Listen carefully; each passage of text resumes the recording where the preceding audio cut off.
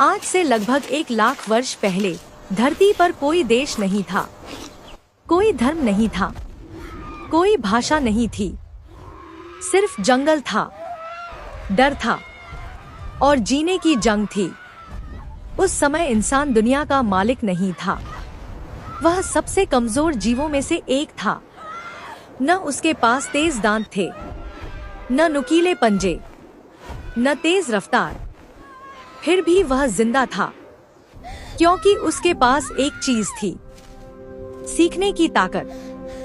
भाग एक जंगल का बच्चा। उसका नाम कोई नहीं जानता, क्योंकि उस समय नाम रखने की परंपरा नहीं थी। आज हम उसे सिर्फ वह कह सकते हैं। वह एक घने जंगल के किनारे एक गुफा में पैदा हुआ था।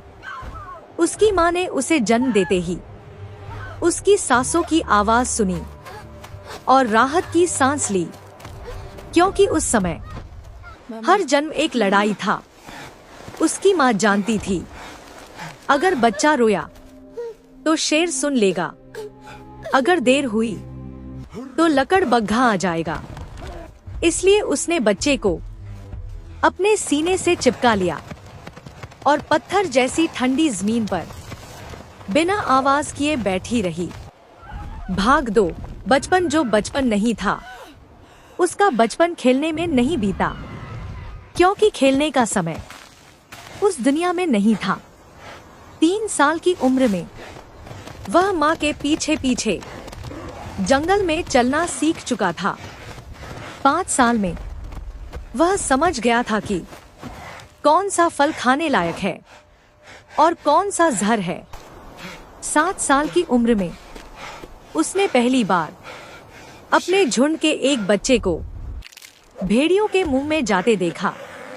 वह चिल्लाना चाहता था, लेकिन उसकी माँ ने उसका मुंह दबा दिया। उस दिन उसने सीखा, रोना मौत को बुलाता है। भाग 3 पहली मौत। एक सुबह उसका पिता शिकार पर गया। सूरज ढल गया, लेकिन वह वापस नहीं आया। रात को जंगल में एक भयानक दहाड़ गूंजी। अगली सुबह झुंड के लोग एक जगह जमा हुए। वहां खून था, टूटे हुए पत्थर थे और जमीन पर उसके पिता की हड्डियां। उसने पहली बार मौत को देखा। उसकी माँ चुप थी, क्योंकि उस समय रोना बेकार था। उस दिन उसने समझा, हर इंसान की बारी आती है। भाग 4 भूख सबसे बड़ा दुश्मन। उस समय इंसान हर दिन शिकार नहीं कर पाता था। कई दिन सिर्फ जड़े, पत्ते और कीड़े खाकर गुजर जाते। भूख से पेट सिकुड़ जाता, आंखों के आगे अंधेरा छा जाता। एक दिन झुंड को 3 दिन तक कुछ नहीं मिला।